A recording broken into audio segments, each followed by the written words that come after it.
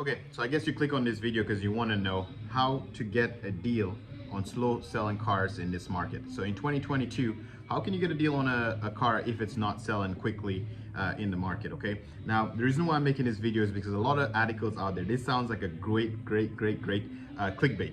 You know, how to get a deal on a slow selling car in 2022. Everybody wants to get a deal on a used car or a new car, so you're going to click on those articles and see, well, let's see how I can get that deal. And I'm going to explain to you why I'm going to debug this. So right off the bat, I'm going to bust your bubble and say, hey, you're not going to get a deal on a new or a used car in 2022. Now, before you hate on this video, just hear me out, because I'm just basically using the reason why those articles are saying you can get a deal on a car. It is not accurate. So one of the number one reasons is the average days those cars are in inventory. So the website gave a top 10 new cars, which we're going to debug first, that stays in inventory over 45 days. So I guess they say the average time the car stays in inventory is about 45 days. So they're saying that because of that, it brings negotiating power into the consumer hands once again, and you can negotiate for those cars. Now let's talk about the new cars for a minute. Keep in mind that the car rental companies are basically one of the leaders in the used car game. Even if you don't really look at them that way, they buy the cars brand new, they rent it out to you, maybe till it has about 20,000 kilometers, and then they sell it back into the used car market. So they make a lot of money selling used cars. They've had a very hard time finding inventory just as much as dealers. Now, the way the car system works is the manufacturer supplies the new car inventory to the dealers first, because that is their priority. They used to also supply car rental companies cars directly as well.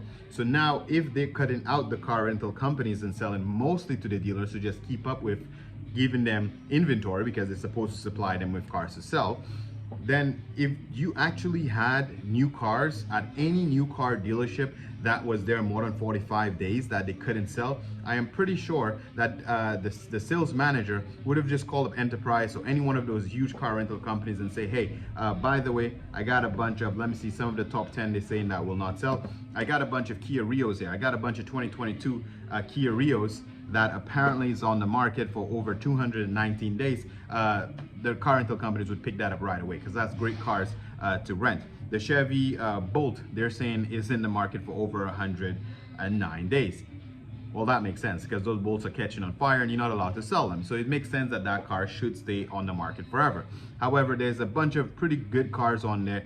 You know, Nissan Muranos, TLX, Mitsubishi Outlander, quite a few of them. I'm not going to go through all of them, but the bottom line is, if any of those cars were having a difficult time selling, I guarantee you that those car managers would just call the rental car company and sell it to them. So those averages are not accurate. Now on the used car side, the exact same thing. I'll tell you why you should not trust the average number of days on the market. So now we're going to generalize it, whether it be new or used, why you should not trust the average days of selling.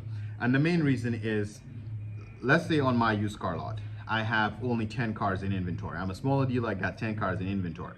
If I'm having a difficult time selling finding inventory, and I sell maybe 3 of my cars already, I'm paying Auto Trader Kijiji to have a package of 10 to 15 cars anyway.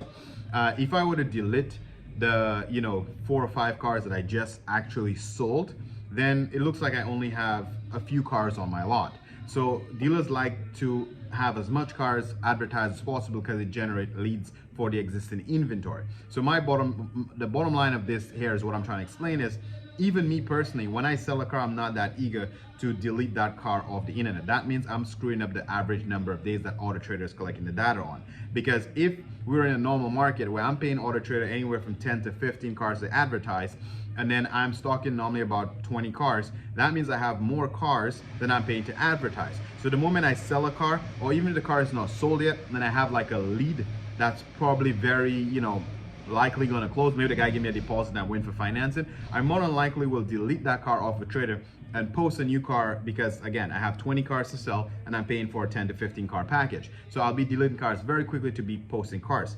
Now on the flip side, when I have more space on Auto Trader, because I'm paying for the same 10 to 15 cars, and I only have let's say 9 cars in inventory, there's absolutely no rush for me to delete the cars that I sold, because I have no more cars coming in to add to inventory, and it makes my dealership look bigger. And it sounds much better when you call me in and I say, oh, I just sold that one. It means that, you know, cars are selling very quickly and you need to hurry up and make a decision. So indirectly, I'm not saying that's what, you know, you should be doing as a dealer, but I'm just saying that is the normal practice, that the more cars you have out being advertised, the more your phone ring, the more you generate leads, and it's easier to tell somebody, hey, this car just sold, let me see what I can get you. Or you get to collect that customer information for a later date when you have a car that you can sell them. So the bottom line of this video is I'm just letting you know, if the number one reasons those articles are telling you you can get a deal on the car because of the average days in inventory, I'm saying that's not a very fair metric to go based on, because those average days are